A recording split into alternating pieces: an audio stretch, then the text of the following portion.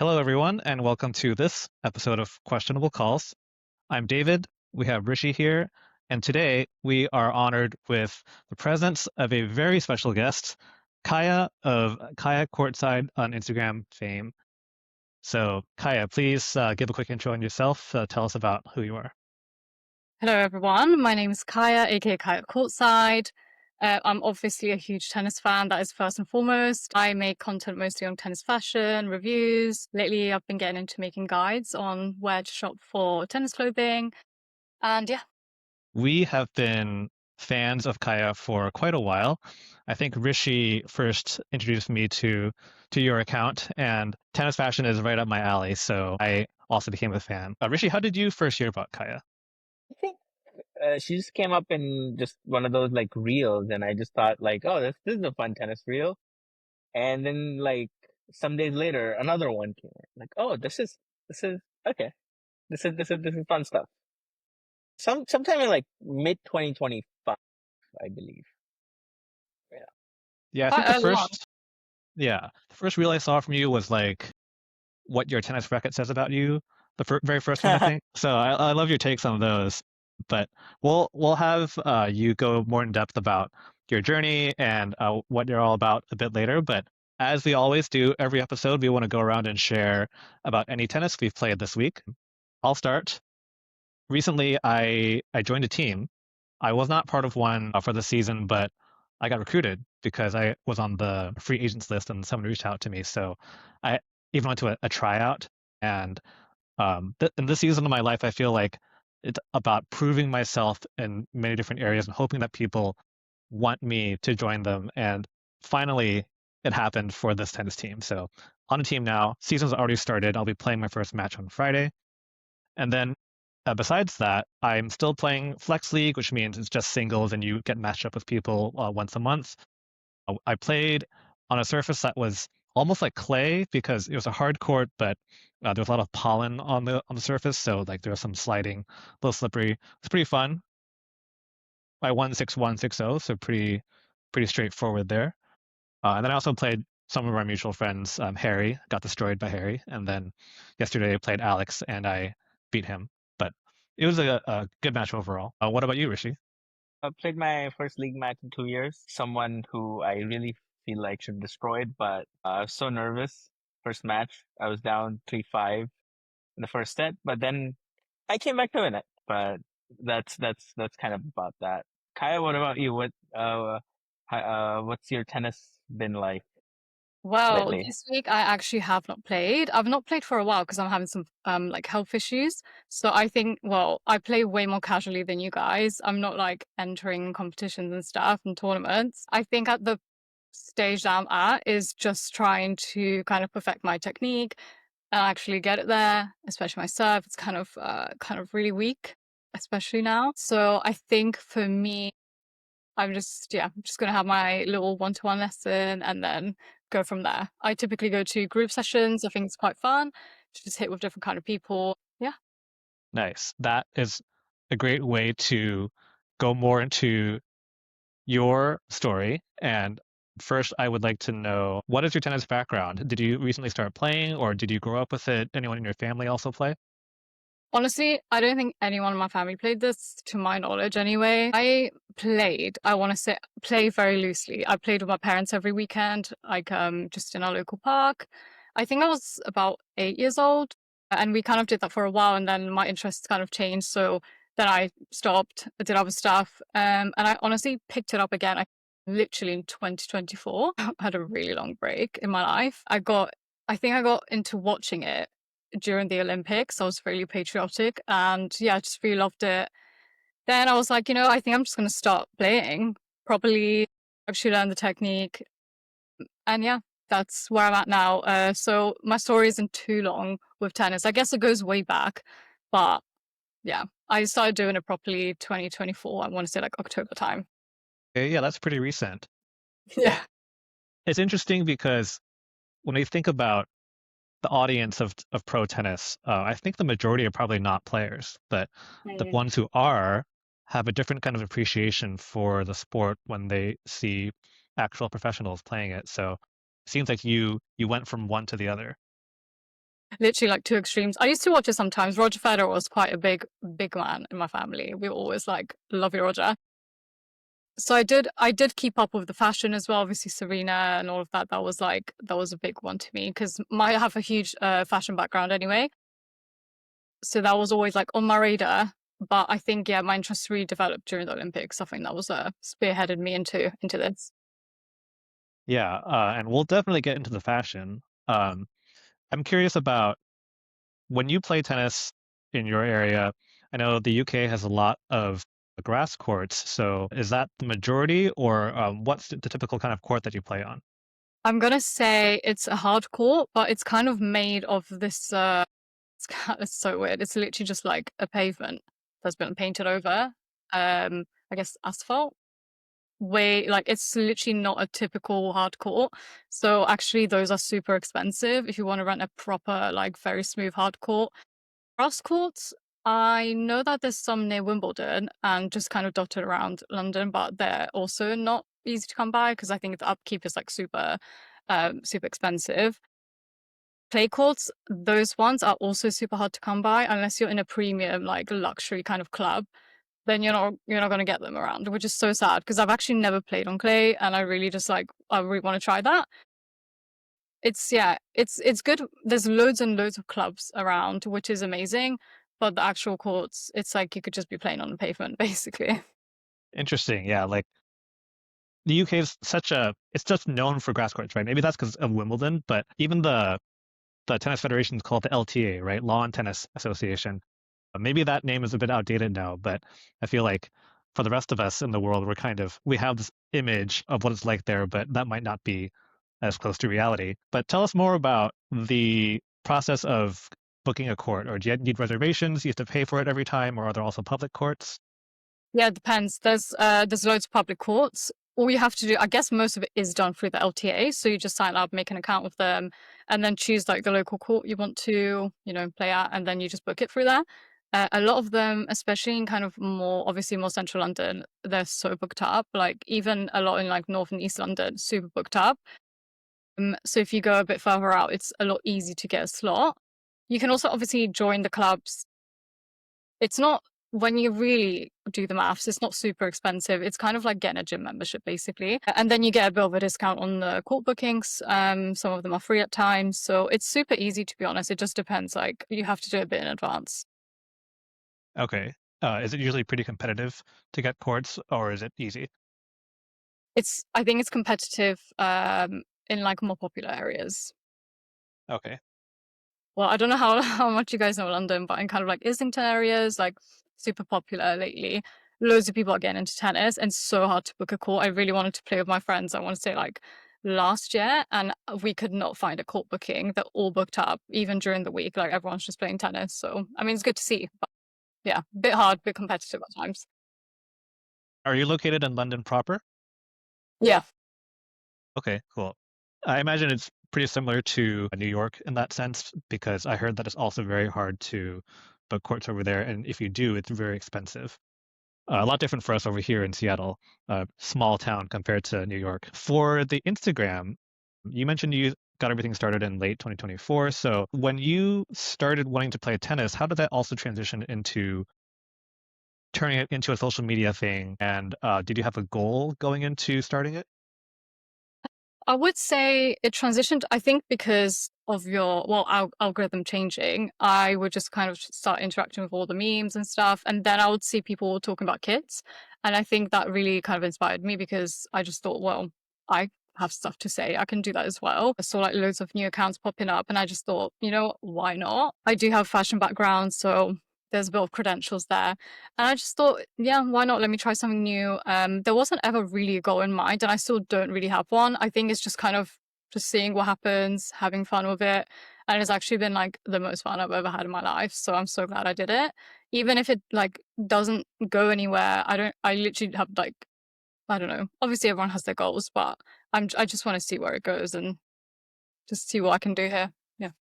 Nice. Have you had any cool opportunities through starting the Instagram and like working with brands or different individuals?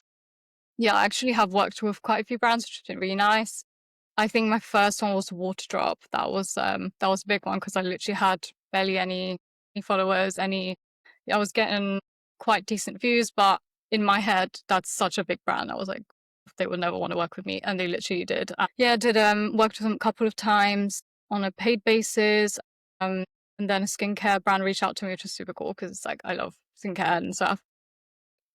I guess recently, I'm saying it like as if it's not like a big thing. Technofiber also reached out to me, just on a collab gifted basis, sent me the new Racket Fire. It was kind of like the craziest thing that's ever happened to me because I was like, what do you mean? I'm just like posting little videos online, and I was suddenly like Technofiber sending me a racket. It was honestly the most insane like circle experience, I guess. Circle experience. I don't think that's definitely not how you say it. Full circle moment. Yeah, it was a full circle moment, and I was literally just like, I still can't believe that happened. So it's been super cool. I also worked with Grandpa's podcast, and I love Shout them. out to them. Yeah, shout out Grandpa's, honestly the best. Anastasia's an icon forever. Well, I guess I worked with Grandpa's to go to the UTS finals in London as media into players. That was really fun, really stressful, but that was also like an insane moment. I'm like, what do you mean? I'm just like into an Alex Lemon and like all the amazing players that were there. It was crazy. So Yeah, we are also fans of Ground Pass podcast. I got a chance to meet Anastasia at Indian Wells very briefly. We were watching I think it was Haley Baptiste match, one of the ones on the small courts, but she was like running around to various courts. She had to do interviews, do press, so probably a very busy week for her. Only got a few seconds with her, but would love to chat with her more. Don't know if she's watching this, probably not, but we'll get to her later. You mentioned Technofiber, and that seems very on brand for you because of Iga Swiatek, but you have been spotted with a Babolat Pure Strike before. So tell us about your gear journey and what you started with, what you've been using, and what you use now. yeah, so actually we can start from the beginning. So my first ever racket was a Wilson. I think honestly the name, it's like Europa or something. It's very old. And the other one was a Roger Federer kind of collab. So those are my first like junior rackets. And then as an adult, actually my first one was Technofiber's Tempo. And I was like, well, if you're gonna like she played with it, so it must be good. So then I played with that for a while, and then I went to a shop in London called Wakemore Sports. They're really good. They're really helpful in there. Like the staff are they just know so much stuff, obviously, because they work there. But I think I just went because I felt like I just needed a bit of a change. I played with it for a while, and then I spoke to one of the shop assistants, and I just asked her, like, what should I do? What direction should I go in? Because I actually just had no clue. And I told her like I probably need a lighter racket, I have some joint problems. So like anything that's not like super I guess heavy. And she recommended the Pure Strike, the 265 grams. She just said basically like this will be so good for you. She also did say that oh my god, the Wilson Blade V8, I think it was at the time, the glossy green one. She said they're literally the same racket. You choose. This will actually be just a paint job decision. So I went with the white and the fluorescent orange. So I was like, okay, great. Love the Babolat so much. Honestly, it was such a good racket. But then I was like, I just need a bit more of a change. I think I treated myself for like Black Friday or something, and I didn't use it until I hit like 5K followers, which is so stupid. But I was like, I'm just gonna hold off. I played with it. I played with multi-fill strings, which actually was so good because before I used, for some reason, I don't know why, I was just going with polyester. I think I just wanted them to last a long time. Even as like a very basically early beginner, I was like, whatever, I'll just use polyester. And then I used multi-fill, and they were actually like insane with the Technofiber's T-Fight. That actually just changed my game completely. And not to sound like too millennial, but it's honestly like choosing like this like Harry Potter wand. Like you just know, like it just clicks, something clicks. And it just really clicked for me with the Technofiber and the strings that I had. I'm stuck there now. Cool. Which T-Fight do you use? Which weight and head size? Oh my gosh. I think, how do I not know this? 270 grams? And I think just the standard head size, the 100 square inch. Got it. Yeah, Iga's signature racket the tempo seemed to not last for very long. She played with it for a bit, but then she switched to T-Fight. So I'm not sure what was going on there, but personally, I do like the current generation of T-Fights, the paint job. And it seems like they're coming out with a new version for her, just the paint job, right? Like the orange, red clay look. Hmm. Are you planning on getting that one?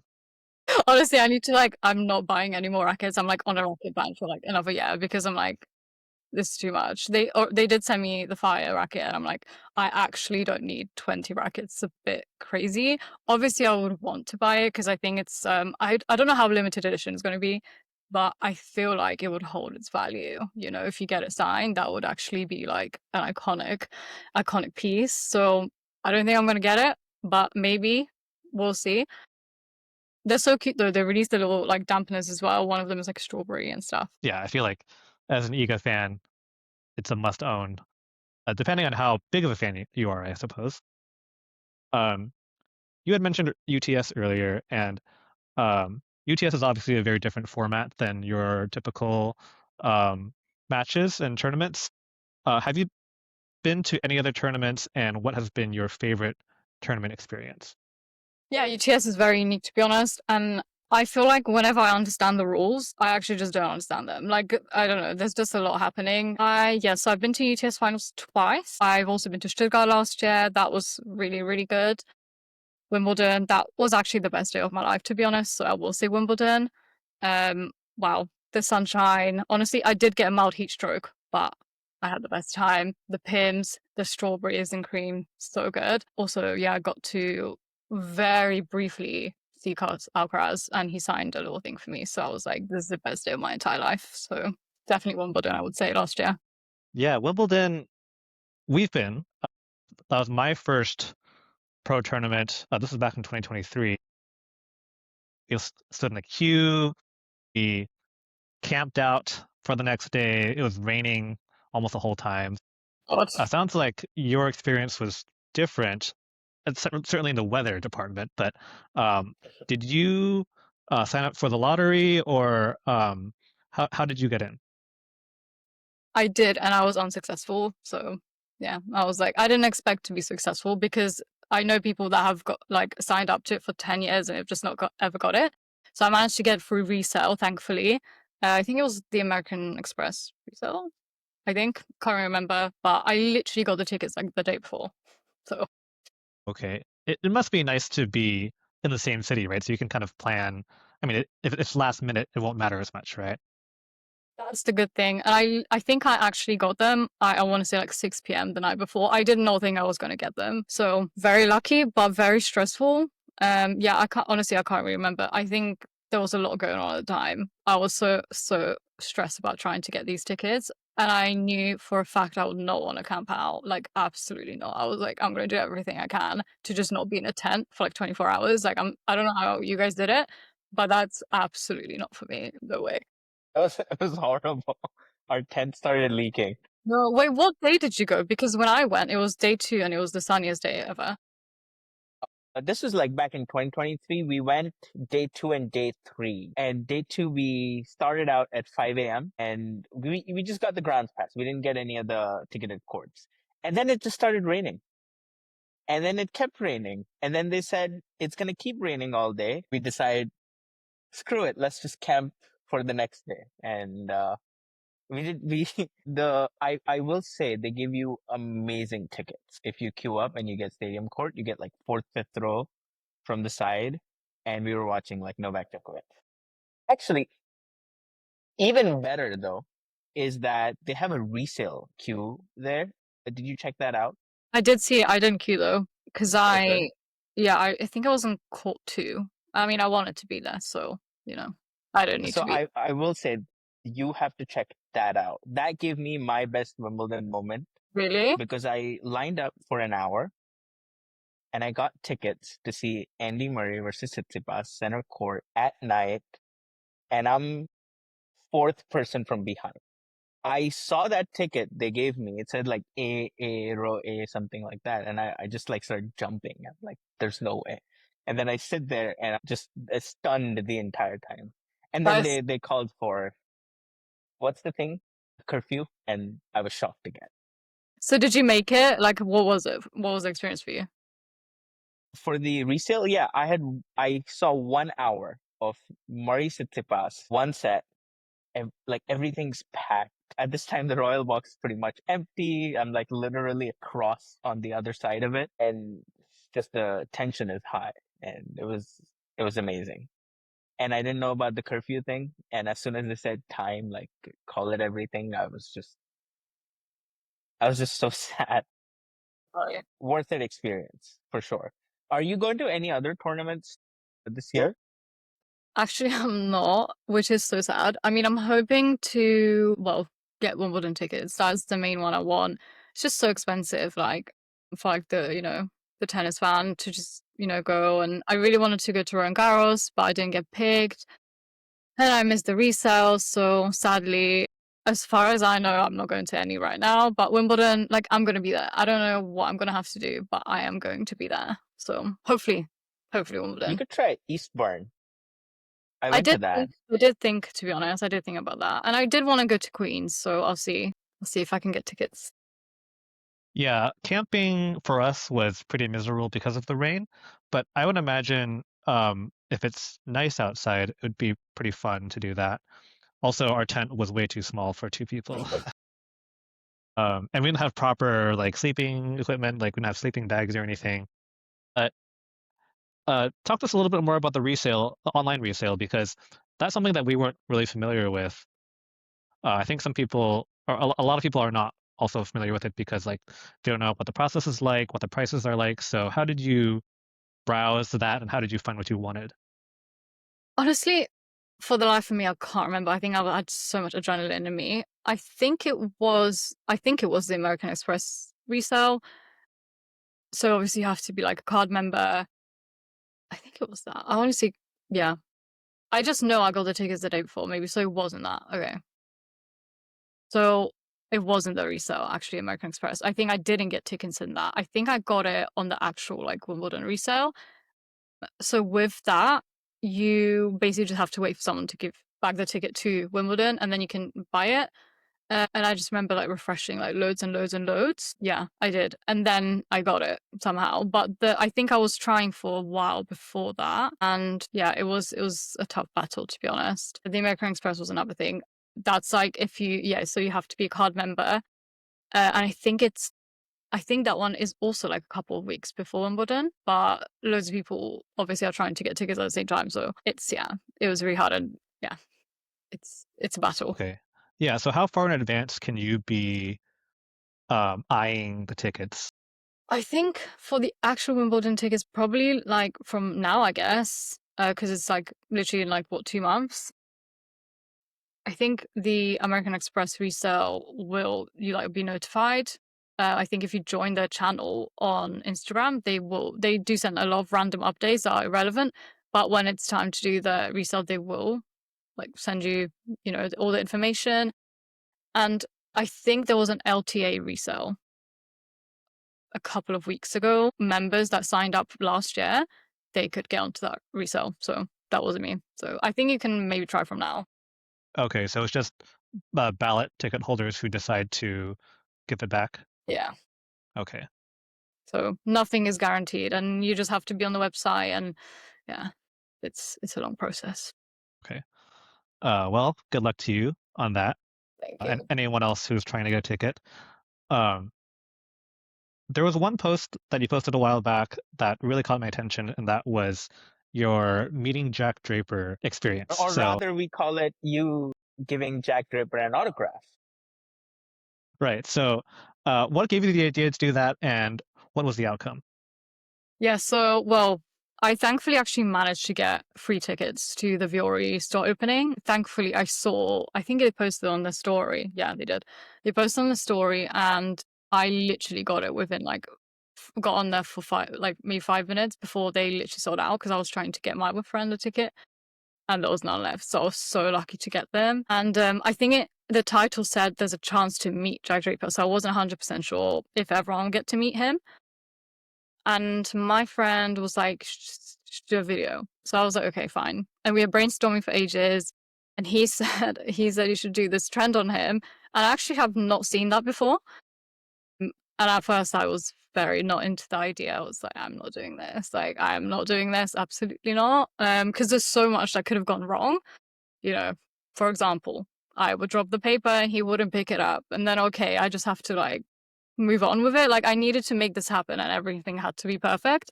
But there were a lot of external factors that determined whether it would happen or not. So then we got there, and thankfully Viore was selling strong drinks that day. So I had a few of those, got some liquid courage, because I don't think I could have done it without them. And then we were downstairs for so long. He was doing a Q&A upstairs, and I want to say with the first like 50 people or something, and we were not those.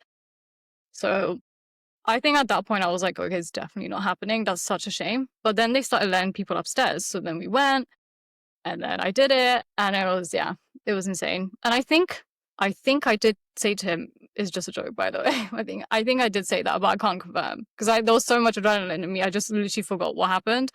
But I would like him to know that it was a joke. Okay. Did he ever contact you? No, he hasn't actually. So I feel like if he didn't like it, I think IMG would be on my case and they would tell me to take it down. So I think he's okay with it, but no contact has been made so far. Okay. Well, we'll see if we can put up the video in post, just so people know what we're referring to. Yeah, that was great. I think having the boldness to do that is what makes life exciting. It was insane. Honestly, it was insane. I still can't believe that happened. And yeah, it went super viral, to be honest, which is kind of a blessing and a curse, really, because it does get you like so much exposure, but then you get like loads of followers in one go, and then people eventually start to unfollow you quite quickly because I guess they don't really like tennis content. So it's been kind of like a bittersweet for me, the outcome of it. However, I think it's hilarious, so I'm so glad I did it. And I would love an opinion from him. So I don't know. I'm gonna make it happen. I am going to ask him what you think, but don't know how I'm gonna do it yet. But I'm gonna ask him. Yeah, maybe at Wimbledon or something. Yeah, I'm gonna be like, so Jack, what do you think? Have you been able to meet any other pro players? Who did I meet? Well, I think when I interviewed quite a few of them, I don't know if you would reclass that as meeting. Yeah, I met Casper Ruud, Alex Lemonor, super nice. Ugo Umber, and who else? I met Iga at Wimbledon. That was crazy. Then I saw Carlos and Arena very briefly at Wimbledon, very close. Like they signed my little like card that you get, like a postcard. I saw, but I didn't meet. Oh, gosh, there was quite a few at Wimbledon. So yeah. Cool. And Jack. Well, yeah. We're going to talk a little bit about pro players, fashion, and to ease us into that transition, I'm going to show you something. We're going to play a little game, and let me just share here. This game is called This or That. How it works is we're going to show you two images side by side of two different players wearing some iconic outfits, and you're going to tell us which one you would prefer or like more. Ready? Let's go. All right, here we have Francis Tiafoe while he was still with Nike. And who is this guy again, Rishi? It's Michael Venus wearing hydrogen. Okay, well, I'm gonna say Tiafoe for sure. Okay, why is that? To be honest, it's very bright and colorful what he's wearing. Not my typical thing, but I think the other kit, I don't know. I think green and black can be a bit rogue sometimes, and I think that's a bit rogue. Okay. Yeah, it's interesting that both of them are wearing like matching tops and bottoms. Mm. Just a quick disclaimer: all of them are going to be questionable. Okay. Oh, was that supposed to be the spirit of it? I think the one that I put in is not questionable, which is this one. Well, I mean, semi-questionable, right? So we have Emma Raducanu, her iconic Grand Slam win, US Open 2021 in the red Nike. And then we have Maria Sakkari in the Adidas Y3 bib from last year's US Open. Okay, well, this is actually really an unpopular opinion, but I do love the Y3 collab, and I did specifically like this outfit because it's so different. And I have a fashion background, so for me, I just think this is really cool and yeah, super unique. So definitely the Y3. I am going to defend this collection with my life. I don't even care what everyone says. this is so fun. And I think people just need to be a bit more lax. Wow, so you would go for the Y3 But yeah, over MS Nike. yeah. Interesting. Okay. Yeah, I also enjoyed the Y3 collection. Not every piece. For myself, I got the men's shirts, so the black and the purple, and then I got the shoes, which I really like, as well as like some of the wristbands. But there's also the blood stain looking thing with on the white shirt. That was also interesting, but it's a little too gross looking for me, I guess. Like, oh, I just pooped my pants or something. Or I got stabbed. It was orange. It wasn't red. It was Yeah, orange. it was like rust colored, right? Yeah, so that was pretty cool. Like, even though I didn't like all of it, I do wish that brands would do collabs like that more often, rather than like typical plain solid color with a small logo. Uh, all right. Well, next, two men, bald Karaz and blonde Fritz. Taylor in his blonde era. That was an error. It didn't last long, but we all remember. Well, I think in terms of kits, obviously Alcaraz's kit. I love the color. I love when it's a monochromatic look. So basically that the colors are all the same. And I don't think the top texture is the same as the bottoms, which is fine. I'll get over it. I just love the color on him. I think it looks really nice. It's like a nice, like warm toned purple. Yeah. Um, Too bad Taylor wasn't wearing the upside down headband in this photo, but um, recently we've all heard that Boss is now the official clothing sponsor for the Australian Open next year, so that is exciting. Um, Probably very expensive, but they always put out good stuff. All Can't wait. right, so, women again. Coco at this is the finals, right? Roland Garros, or is it Yeah, before this is that? last year French Open, I believe, with Yes, the and leather then jacket. yes, and then Naomi Osaka, Australian Open this year, was it? Hmm. Solid this year. I think it was this year. Yeah. Yeah, obviously not a um on-court match outfit, but it was underneath all of that. This is a tough one for me. So do you mean Coco's overall kit and the jacket or just the jacket? The overall like walk on outfit situation. So Not so much the actually, playing. overall, this is a tough one because I do love Coco's kit. That was like one of my like top 3 favorite kits last year. The jacket, I don't really know how I feel about it. Naomi's look, I think that was super fun.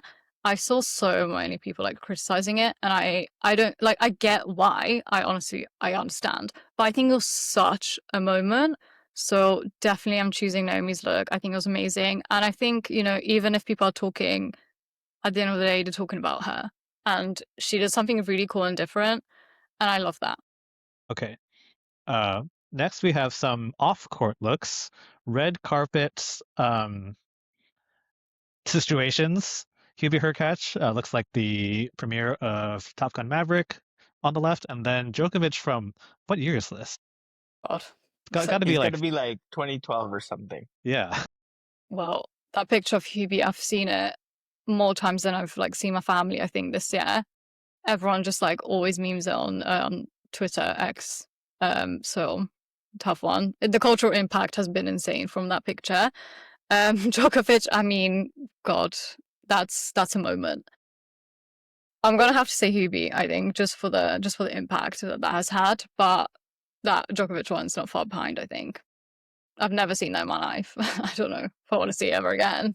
No offense to him. It's a lot. A lot of iconic Novak moments, like the Maria Sharapova cosplay, multiple times actually. And then like there's like the rap song and the karaoke. But yes, okay. Now we have Ayla Tomljanovic wearing Penguin. It's called Penguin, right? Um, and then yeah, Simona Halep. Oh, also Y3 Dressed as a collab referee. from years ago. I'm gonna say I'm gonna choose the Y3 collab again. Yeah, I think it's a bit crazy. Might be a bit too crazy, but I think it's not as crazy as the one on the left. So I'm gonna go for the Y3.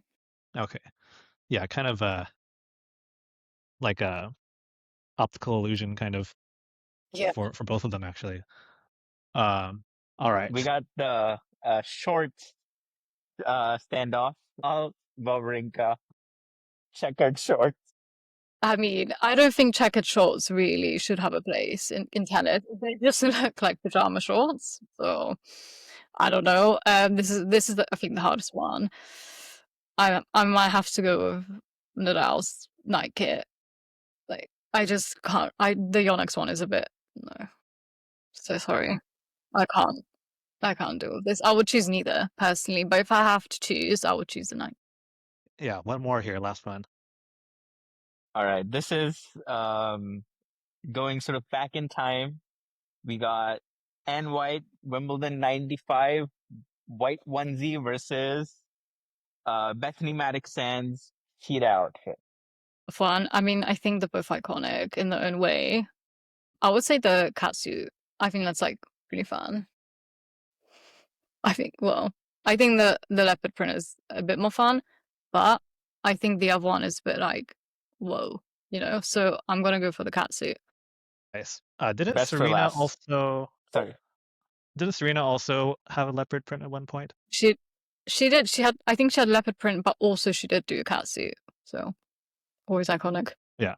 Oh, sorry. We do have one more, and that is My favorite. we have Luigi Hamburg versus versus Hamburglar. yeah Really? Hamburglar Perez. Hamburglar ass. This combination is just quite iconic, but for all the wrong reasons. I'm gonna have to go with the Luigi outfit, to be honest, because I can't with the burglar stripes. I just can't, like, deal with them, honestly. I don't know what the hell Nike was thinking with that. But also with Luigi's vibe, I don't know. I'm gonna have to go Sinner's Luigi kit. Sad. I am so shocked that they had these two outfits, same tournament. They both make it to the finals. They genuinely like make no sense together. Like I'm so confused. What happened? What happened? Yeah, Sinner seems to kind of get the short end of the stick sometimes for these kits. But I guess the recent like light pink was pretty cool at Indian Wells. But yeah, that concludes this or that. If you are only listening, feel free to check out the YouTube video for this very visual activity. But next we are going to move on to And one more thing, we'll post this on Instagram. another short game. What your gear says about you, questionable calls edition. So you've already talked a little bit about your gear, but we're going to tell you what we use, and then on the spot, please give us your typical what this says about you for the whole thing. So apparel, shoes, and racket. Rishi, please go first. Are you still muted? Sorry. I have a speed. I have black shoes, Babolat SFX3, if you've heard about them. Potentially. And I buy basically the same shoes, different colors year over year, or the same color. And my kit is pretty much mostly Nike or Adidas. My recent favorite is just this thing I bought off Adidas. It's just like walk-on attire, and then I just bought some stuff on the Nike store, the Nike employee store, which is a really cool thing we have around, like in the area we live. It's just a store for like Nike employees, and you can get invites to go in, and everything is flat 40% off. And it has like the latest stuff. So tennis stuff is a little minimal. US tennis isn't as popular as UK, unfortunately. But I saw like all the Indian Wells outfits, like in February. So that was pretty cool. And some Australian Open. So I Well, have some of that's that. okay. Well, firstly, I didn't realize that tennis is not as big in the US because I think most of my viewers are from the US. So I thought that it's like way bigger than UK. But I digress. Okay, so your racket, I'm guessing you're either a Djokovic fan, big one, or Sinner. Because I feel like I don't know anyone that has that racket unless they love Djokovic. I genuinely don't. Or I did say in my video that it's Project Sinner if you're like 10 years old playing with that racket. So one or the other. I'm guessing you've been playing for a really long time. Probably since you were really younger. Maybe you had a break and then came back. you tell me. But the fact that you buy the same shoe, just in a different color, I think tells me everything I need to know. I think you just told me yourself who you are. So what can I say? I mean, dedicated tennis nerd. That's my description. That was shockingly accurate. Especially when you said, "Oh, you had a break and then you came back," and I'm like, "No way!" Mind blown. I'm a medium. I am a Sinner fan. The fun story with this racket is David sold me on it. It used to be his racket. He used to have like a line of speed. Like he played in like a few months, and then I was coming back, and David said, and my racket string broke, and David said, "Oh, use mine," and then I beat him. And then I tell David, I would like to buy this racket, and then I haven't beaten him since. Yeah, Was a one-time he thing. bought that one, and then I convinced him he needed a backup. Then I convinced him he needed one to take home to India. So he has bought 3, or was it 4 from me? At least 3. 4, yes. I love But I kept that. 1 for myself because I had 5 at one point. Yeah, Headspeed MP, not the Pro, but Sinner still uses that paint job, even though the Head has released 2 new generations since then. So I'm convinced that that is the best paint job that the Speed has come in, and even though it had released new generations, it's pretty meaningless because the pros just use paint jobs anyway. So maybe it's a superstition, but I still think it's the best paint job. I But mean, for me, it works, right? yeah, for sure. And as we saw this past weekend in Monte Carlo. But for me, I've changed rackets a lot in the past few years, but I'm at a point right now in which I've been using the same racket for the longest time in the past few years, which is over a year. And it is the Yonex E-Zone 98, a Naomi Osaka paint job. I have 2 of these, and then I have 2 of the Aqua Night Black version. So this is the V7, not the current blue one, because I think the straight blue doesn't look as good. So I have 4 total of these. And then shoes, we talked about Y3. It's the Adidas Barricade Y3, and this white and black. I recently got the new Barricade 14s, which are different, but I don't mind them. I think they're pretty good. So I'm just going to keep wearing this until it wears out and then switch to the 14s. And then as far as outfits, I am a collector of Uniqlo. When Federer was playing in them, Nishikori, Djokovic too, actually, for a little bit, but they were sold at that time, but not anymore. So the only place I could get them was eBay, and sometimes paying ungodly prices for them. But I've amassed quite a collection in various colors. So mostly that, but also some Lacoste and some of the Adidas Y3 stuff, as well as 1 or 2 Nike. So, based on your shoes alone, I can tell you like to experiment a bit with your like little fashion sense, especially on court. I would say I'm getting the vibe that you prefer singles over doubles. Tell me if I'm wrong. You're Oh, very right. okay. Tennis nerd as well. Clearly, you like to customize your rackets, so you really like to go all out. I mean, your strings are really fun color. But I think the racket you got is super niche. I feel like I've literally seen it like once in my life online. So clearly you like your little niche tennis moment. You got a vast tennis knowledge, I think it seems. What other vibe am I getting? Obviously you've been playing for a long time as well, since you've changed shoes a lot and stuff. Yeah, what else can I say? I mean, tennis nerd, played for a long time. Wimbledon, I'm gonna guess maybe Wimbledon is your favorite Grand Slam because of the Roger Federer reference, but again, tell me if I'm wrong. Again, you are pretty much right on the money. I do prefer singles over doubles, very much so. And I do like to kind of stand out on court and like not do what everyone else is doing, wear what everyone else is wearing. Although sometimes that makes sense. But Wimbledon, I don't know if it's my favorite Grand Slam, but it's the one that I probably idolize the most, if that makes sense. When I was first playing, this was back in the mid 2000s, I bought the DVD of the men's final 2008, Nadal Federer, and I watched the whole thing on my DVD player. I love So yeah, that was like way before I ever attended any tournament in person. But Wimbledon has always been like this special thing for me, so that's why I wanted to go to that Grand Slam first. Personally, I think US Open's a better fan experience, but Wimbledon's just something really special. Sounds like Wimbledon is a favorite Grand Slam. Just sounds like I don't know. I think so, yeah. But actually, the experience of going, it kind of left a bitter taste in my mouth a bit, but love to go again if possible. Don't know if I would queue again, but maybe someday. Honestly, I'm not surprised. It's to camp out like that it's a lot. So I wouldn't go again. That All that right. was crazy. Like guessing the singles, like because he famously like hates doubles, like all the time. Like that's what I hear. That's like you're like a tennis fortune teller here. That's my calling. Yeah. Okay.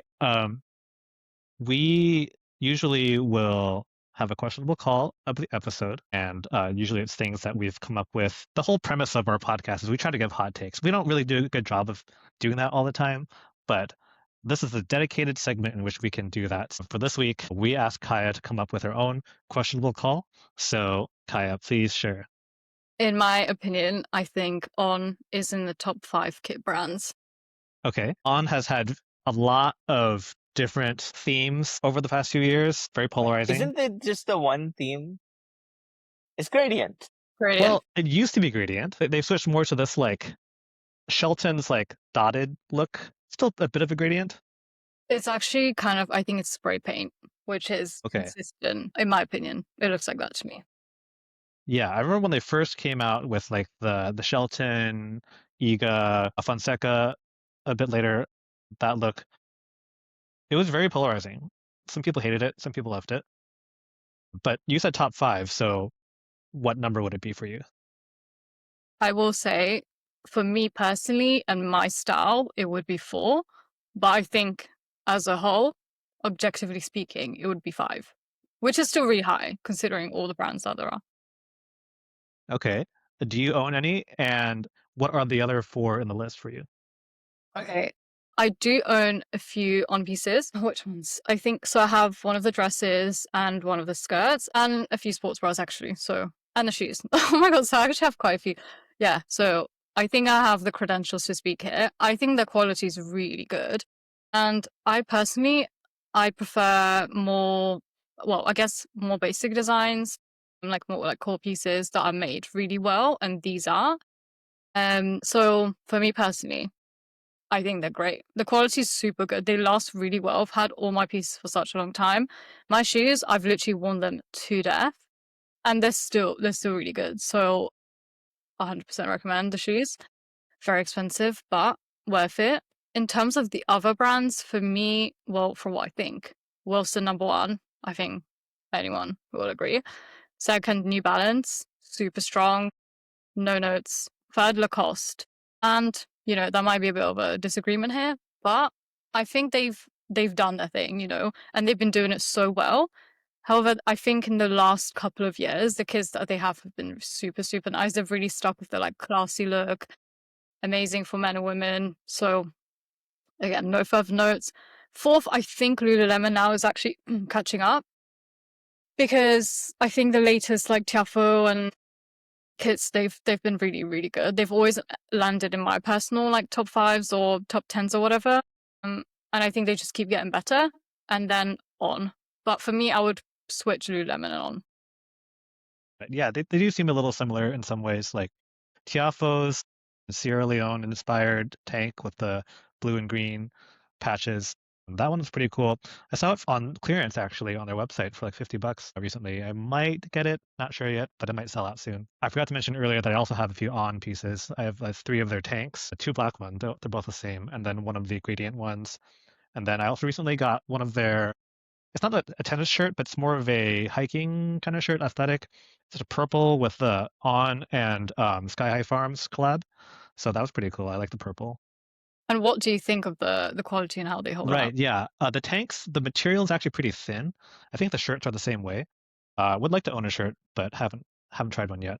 Even though it's thin, I feel like it's still good quality. If it's a lighter color, I've seen it kind of like cling to the skin a little bit, which is it could be unflattering, but overall I do think it's really comfortable and really soft. Yeah, I think they do a lot of sweat wicking kind of technology that they do. So I think that's why a lot of the pieces are like that. For the women's skirts and dresses, the material is different to the top. It's kind of like a more structured material and it's like soft feel, but it's not thin at all. So really good. Okay. Yeah, the gradient on tank was the first time I felt confident enough to bare my shoulders, But ever since then, it's been great. And like, of course, Iga had that one incident in which she had to tear her skirt, right? Did that become a problem for you too? Honestly, no. I mean, I don't have that style, and I think the style that they do sell, the cut is way higher. So I was very surprised to actually see that. I think maybe they were trialing a new style out, and I don't think it will go into production. But I might be wrong. So I have the original like skirt that she used to wear. It's kind of looks like a skirt almost effect. So it looks like shorts, but it's a skirt. That one's really good. You have so much like just like you're able to just move a lot in it. And yeah, I mean, in terms of On as a brand in top 5, I think they've been super consistent in their branding. Like they have done the gradient, they've done the spray paint, and they also have so many like iconic kits. And I know it's the people that make them iconic, but I think they're onto something because their whole, I guess, brand thing is that they do cool pieces. A bit more on the basic side, but they're structured and they hold up really well. They're good quality and they don't need to go all out being crazy and colorful and anything to just be good. So I think that's probably the brand philosophy. You want to talk about the shoes, David? You've tried the On shoes, right? I tried the Roger Pro 1s and 2s. I always felt like On shoes, for me at least, were a little stiff in the midsole. Maybe I need more arch support. But even like the casual shoes, I felt were a little stiff. I heard that they're coming out with the On Roger Pro 3s pretty soon. Not sure if they're changing the formula at all, but they always looked really cool. Yeah, I posted about that on my story today actually because I literally saw them today. I feel like looks wise, I prefer the Pro 2s. So not because I have them, but I think looks wise, I prefer them. And well, for me, because as I mentioned, I do have joint problems and like my ankles are super weak. I feel like they're the only shoes that have really held me in. So I'm always gonna like preach about them, and they're made for slightly wider feet, so helps me out a bit there. In terms of the arch support, I also do need a lot of arch support. I have insoles and stuff, so I think that could definitely help you if you need. But even without them, I didn't personally have that problem. They are very stiff though. They're very stiff shoes. However, the contact point to the ground, you can really feel it. Other shoes, I think when they have a slightly higher like sole, then it's a bit harder to kind of like feel where you are. But I think you can refill that with the Pro 2s, so I'm always gonna shout them out. Yeah. Well, solid top 5 list. Those are all very good brands. I noticed Adidas didn't make it, but that makes sense because they've been a little They're in boring top lately. 10. Oh, it's been such a pleasure speaking with you today, Kaya. Thanks so much for agreeing to come on, and it's just really exciting for us to be able to talk to someone that we followed for so long and are such big fans of. Uh, would love to keep following along and see what else you come up with, continuing your various series, as well as maybe new things. But yes, thanks again for coming on. Thank you so much for having me. It's been super fun, super nice to meet you guys as well.